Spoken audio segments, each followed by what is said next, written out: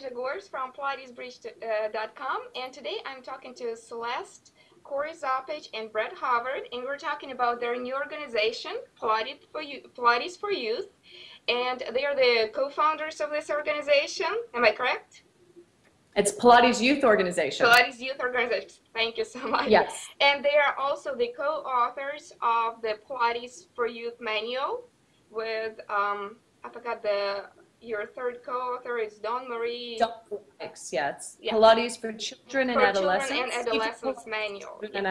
Yes. And I'm going to provide all the links to your organization as well as to the store to buy the book under the interview. But today I'm just excited to talk to you about what you have in store with what are your goals with the organization, and as well as what are your plans and your ideas about teaching Pilates to children. So first of all, I wanted to ask you to share a little bit what inspired both of you to co-found the organization and to write the book. It's actually in multiple stages, so it's a good question. It started, I can say that Brett and I have been involved in doing work with the youth population for many years of our career. And as such, during different phases of our work, we decided to get involved in different projects. So one of the projects we did while I was with the Pilates Method Alliance, there was a committee to do a youth project. And that was where the idea for the book came. And Brett and I were on that committee. There were other committee members, but we were on that committee, and we spearheaded the writing of this book and this manual. So we did that as a project for the Pilates Method Alliance. After the book was published, we wanted to continue doing training work, which is not the venue of the Pilates Method Alliance. They're a professional association. So this is a product that they sell, and it was something we wrote with and for them. But the Pilates Youth Organization, which is our organization, is dedicated to training on the material for the book and then doing outreach based upon that training, how we can bring the ideas and the methodology and the practice, in addition to other things which we could talk about, because it's more than just Pilates. We'll be talking about wellness, lifestyle, leadership, nutrition, and there'll be multiple goals in that. So Brett, do you want to add to that? Yeah, everything that Celeste said, and I think that we're getting a lot of people who are asking us, no, we really want to get interested in doing this, but we want guidelines, we want to know what's next. And so the book addressed a lot of that. And then Celeste and I felt that the organization would address a little bit more of people's needs and concerns and wants. Excellent. Well, I wanted to ask you a couple of questions about the actual aspects of teaching, because some of the people watching this interview, they might be more in the, maybe they're just parents or they're just teachers just thinking about that. So in the book, you mentioned that the magical age of starting Pilates is about 9 to 11 years. Why is that? What's the magic of this age for children? Pardon my puppy. I can't keep her quiet when she's in. My kids are in school, but my puppy's here.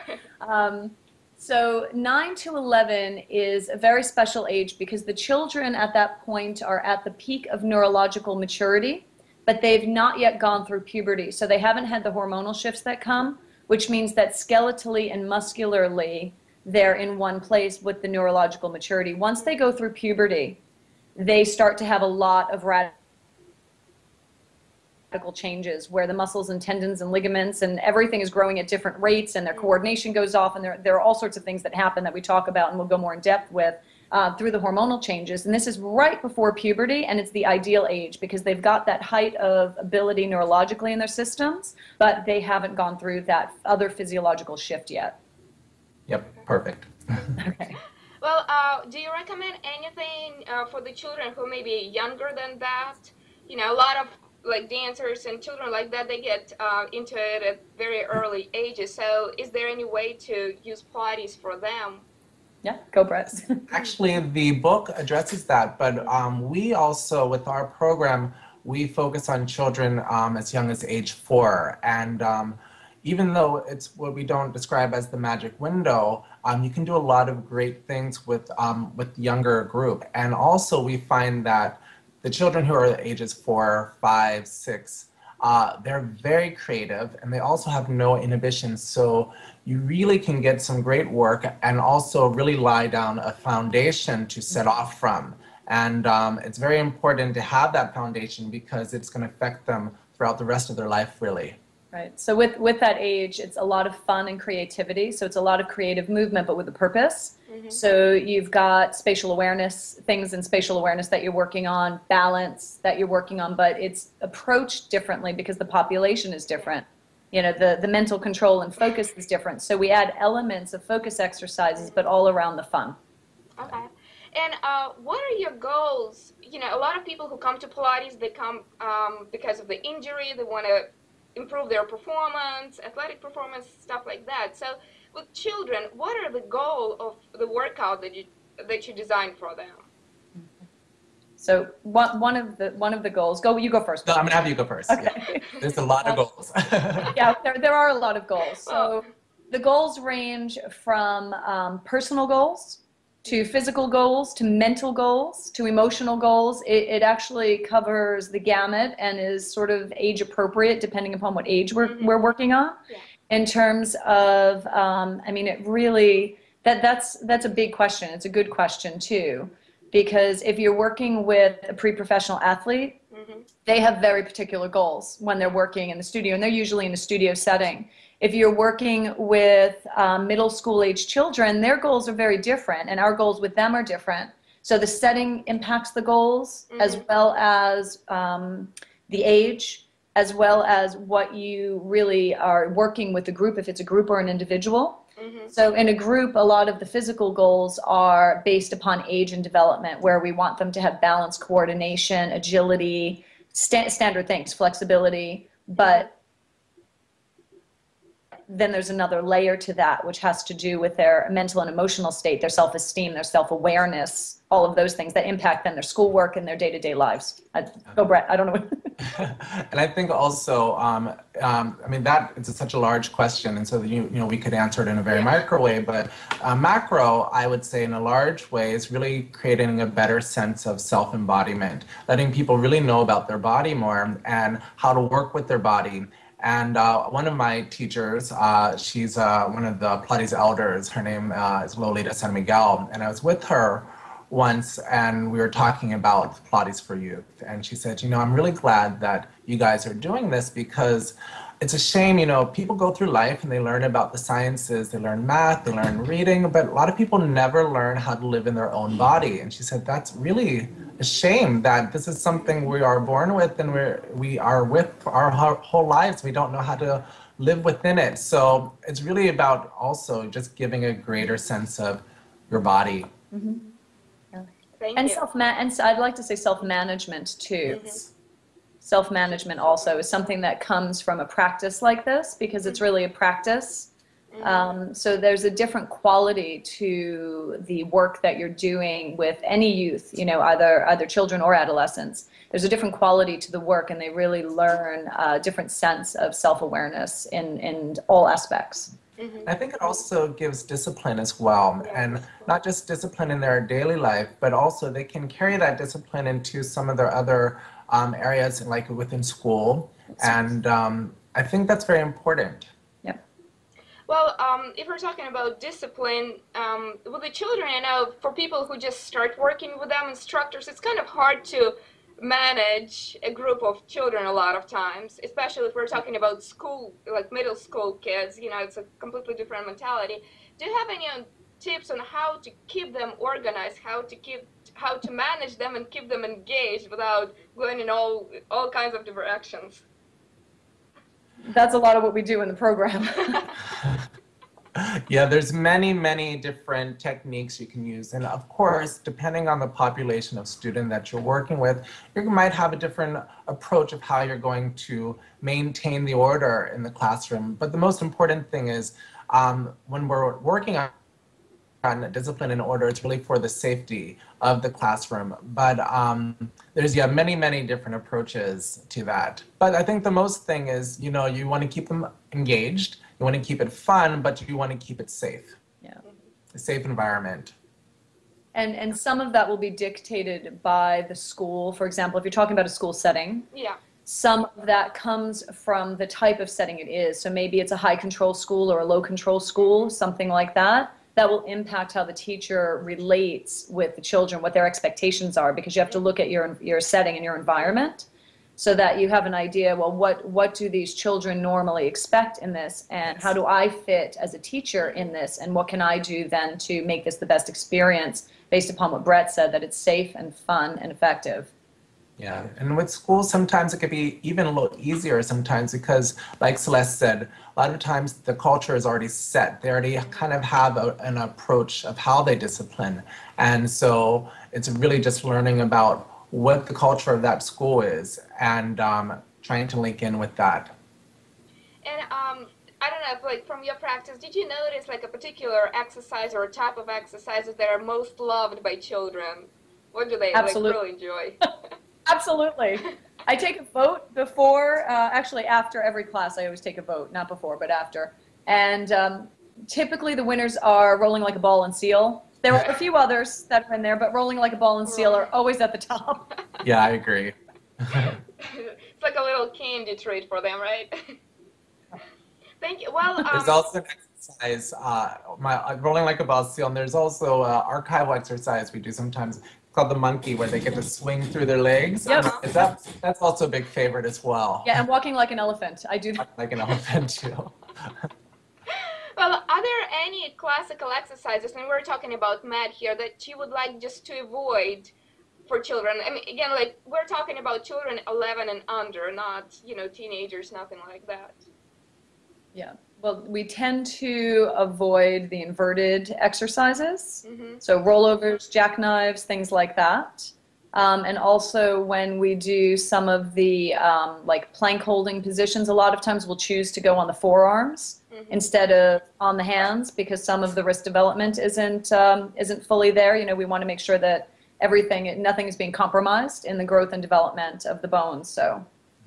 And when you're working with children, you're always working different with children, but in a way you're working kind of similar to an adult, where you wouldn't just give them an advanced exercise in the beginning. You would always give them something that is appropriate for that learner, and then you start to build slowly on top of it once you've noticed that some of the skills are being mastered. So same way, really in a way that you would work with adult, we would work with children, but like Celeste said, there are some movements that are not good for that child, for the growing body of a child. Yeah. Thank you. Well, I noticed a lot of instructors, they have questions about teaching children, again, youth on the reformer, and this is something like Apparatus, props, you don't really cover in your book. What age do you think, like the youngest, and obviously it's going to depend on the height of a child, at what age do you recommend to start that reformer workouts and stuff? That's a loaded question. Also, we will and do in our training program on the material talk about Apparatus. That's part of the larger content of the training program through the Pilates Youth Organization. We have a 21-hour training for Pilates teachers that will give a certificate of completion for 21 hours of coursework dedicated to this material. So Apparatus will be covered in that. Typically, Apparatus is used for me personally, in sort of a pre-professional setting, or if I'm working with a special needs child, that it is an appropriate feedback device, or apparatus for them to use. And the age really varies depending upon their motor control and what I'm looking to do with them. So it's not like typical reformer repertoire for the most part, until they start getting into, more sophisticated movement patterns and the type of work that they do outside of the studio as well. Again, if they're a pre-professional athlete type of a thing, I'll use the studio in a very similar way with some adaptations than if they're, than if they're younger. Okay. I work the same way, where I tend not to work on apparatus, not just physically, but also cognitively. I feel that at a certain age there's an immaturity, and it could be dangerous. But with special needs and with the pre-professional, I will work a little bit more on apparatus, but not exactly, like Celeste said, not exactly how I would with an adult. Right, there are choices you make with the exercise. You have to really pick and choose the exercises that you do. and because there's also going to be a lot of adaptations you're going to have to make. And then there are some small little things that you can recreate that's almost like being on the apparatus, but it's in a more safe, controlled, stable type of a form where you're not using apparatus, but you're getting the same benefit that you would with an apparatus, but without having to put them on something that could get away from them. Right. The other point is that we're really, both of us are talking about one-on-one situations as opposed to group. Yeah. So that's, in group, it's always pretty much floor work, mat work, maybe some other props that we'll choose to use, but when it's one-on-one, that's the setting, because it's a more controlled environment, it's a more safe environment. Yes. And what props do you like to use during, again, like group classes? Like, is there anything like a favorite of the kids? Yeah. Anything with a ball, but you have to be really careful. Little pinwheels to blow on. Balls, pinwheels. You can use bands, but again, you have to be careful because they're kids and they love to play around with them. Start magic circles. Yeah. Sometimes we use scarves, and we do different activities where they have to manipulate the scarf, and they have to do the exercise of what the scarf is representing. Balls are always an all-time favorite. Yeah, small, watch out for that. Large balls. Excellent. Well, thank you. Another question, I want to move a little bit more to the pricing and marketing of Pilates for use. I know, again, this is something that a lot of instructors struggle with. What are obviously that's going to depend on the situation, but what are your strategies for pricing these lessons? Are you going to keep it the same as adult lessons? Is it different? Do you have any? So when it comes to, again, it goes to the setting. So if you're teaching in a school, a lot of times you have to choose if you're going to be a volunteer or if you're going to be for pay. And that would really be, depending upon the situation that you're going into the school with. If you are working in a community center, probably similar to that. In your own studio, for private lessons, it's usually the same as an adult, of course, with waiver forms. So the child is paying for an hour. If they're having an hour-long lesson, it's the same that the adult would pay because it's an hour of the teacher's time, and it's quite specialized work also. Yeah, if it's one-on-one, yeah, it's roughly about the same as an adult, but the time sometimes, depending on the child's age, is going to be a little bit less than what you would work with adult, where I might do 55 minutes with adult. I would more likely do somewhere between 40 to 45 minutes with a child. So just once again, they don't have that ability to go a full 55 minutes, both physically and cognitively. So that also plays in with it. And it depends on the age, yeah. And it definitely depends on the age. And if you're working more with like a group setting with children, like in a, not in a non-school setting, that also, with group, you want to make the timing a lot less. So with the group, sometimes I might charge a little bit less. Right. But the difference is that when I'm working with a group, I make, and I think it's very good to have it prepaid, and then you pay for a unit of classes, and so that way, if a child doesn't come in, they know, because children have many things where they get sick, that these are what they have paid for, and usually the parents are okay with that, because if they know that they can't come in one time, you can prorate them. Yes. Okay. I do the same thing. Yeah. Thank you.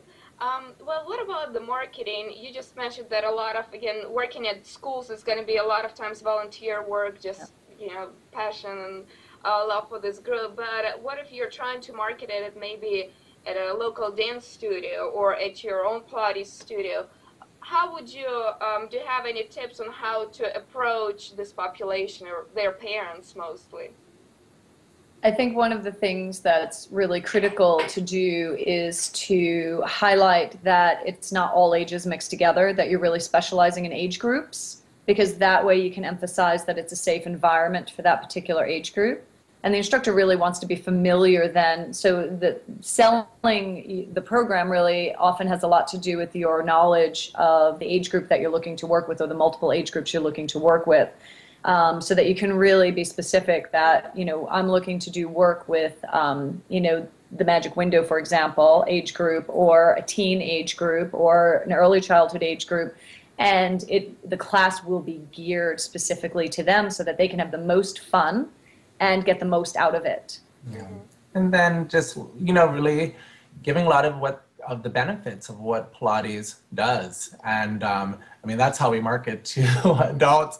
You're going to market the same with children, but their benefits are going to be the same, but slightly different as well. So you can really say how Pilates can help with children. And help their future. Yes.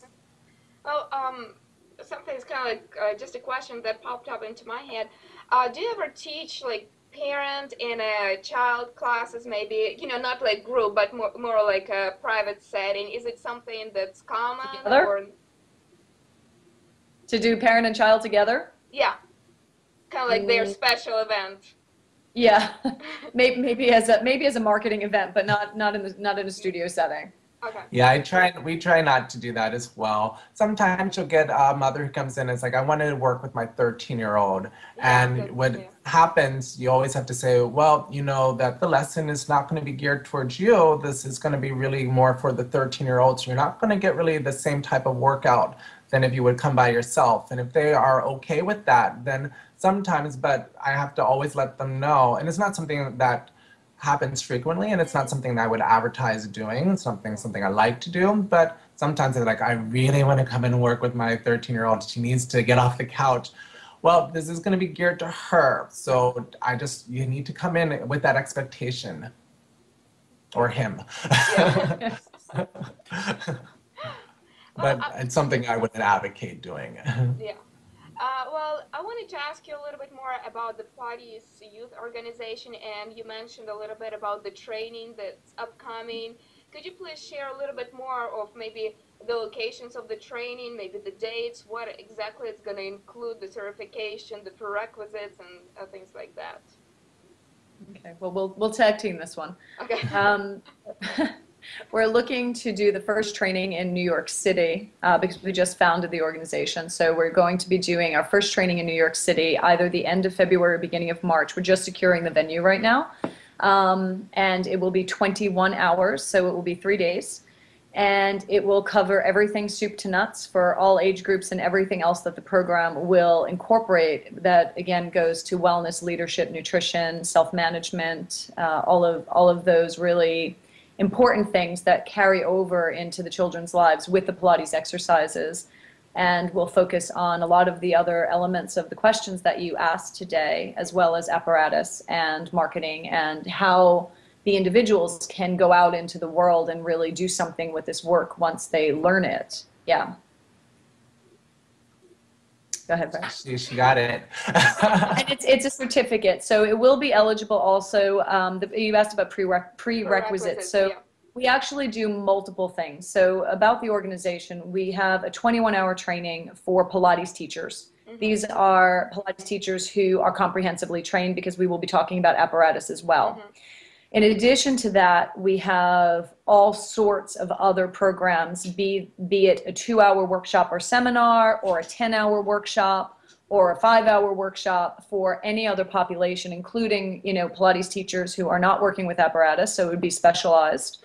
We will work with sports coaches, PE teachers, occupational physical therapists, and any other allied professional that works with the youth population where our work would be beneficial to them. And that's a big part of the organization. So yes, working with Pilates teachers so we can have more qualified people in the community, Pilates community that, are working with youth, but also to carry over into other settings. I do a lot of work with sports teams and other things like that. And the coaches usually ask me to come in, and ideally it's being able to train people effectively either from our own community or within their community to be able to add these elements to the work that they're doing for the benefit of the youth.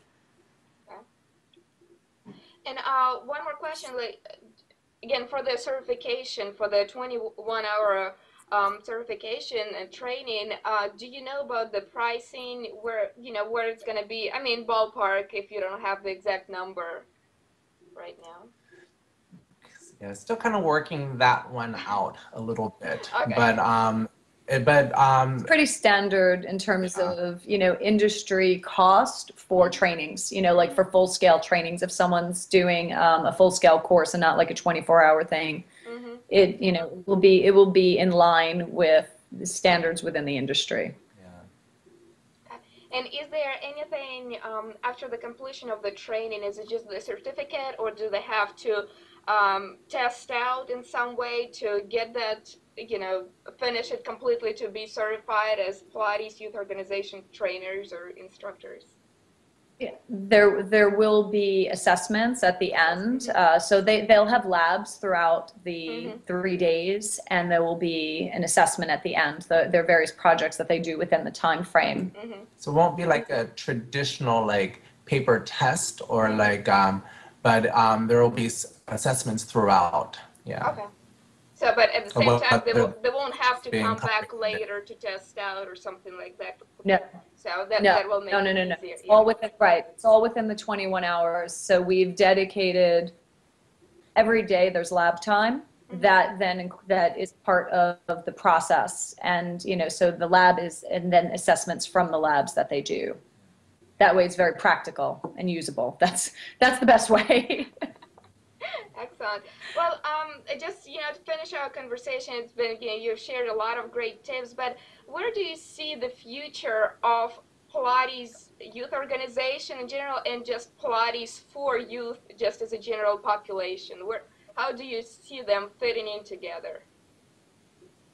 Can you repeat that one more time, because it got glitchy for a second? I'm sorry, I didn't hear that. Where do you see the future of your organization, the Pilates youth organization, and where do you see the future of Pilates for youth as a population? How do you see them growing together and maybe exploding soon? Okay. So one of the things is that the Pilates youth organization that Brett and I have founded together is a nonprofit organization. So it's qualified by the federal government as a 501c3, which means that it's a charitable, not-for-profit organization. And as such, we can do trainings, but the bigger picture is that we will be able to receive grants to have Pilates and our programming go into underserved communities. So we'll have the teachers that we train will be able to go out into the everyday community, their studios, the local schools, etc. But there are many that will want to go into communities that are underserved. And a lot of times those communities don't have any money to have a Pilates teacher come in. Even if they're volunteering, they don't have money for supplies, they don't have money for anything. So as a 501c3, we will have the opportunity to try to secure grants to fund this type of outreach, so that the teachers that are qualified now to go into these communities will have resources to be able to do that, because it's very hard to do on your own. Yeah. That's one of the bigger pictures of the organization. Wonderful. Brett?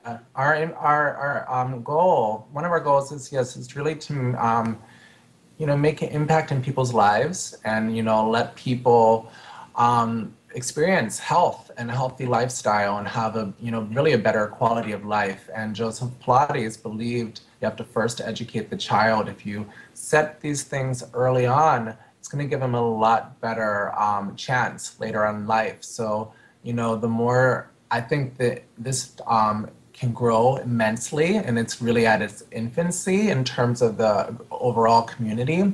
I think, you know,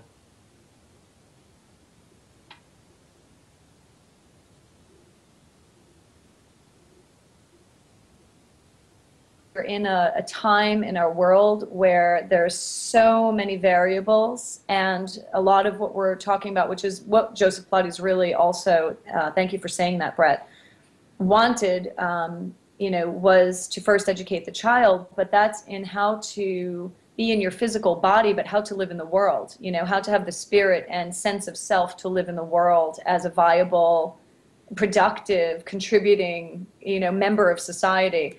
And being able to look at wellness and self-esteem and self-efficacy and lifestyle choices and leadership skills and movement skills and incorporate all of that, it will have a big impact. Excellent. Oh, I think that's a great future, and I hope that Pilates will come to more lives, and again, like children and youth, they'll be able to start at much younger and learn to take care of themselves at such an Yeah. early age, and learn to appreciate it.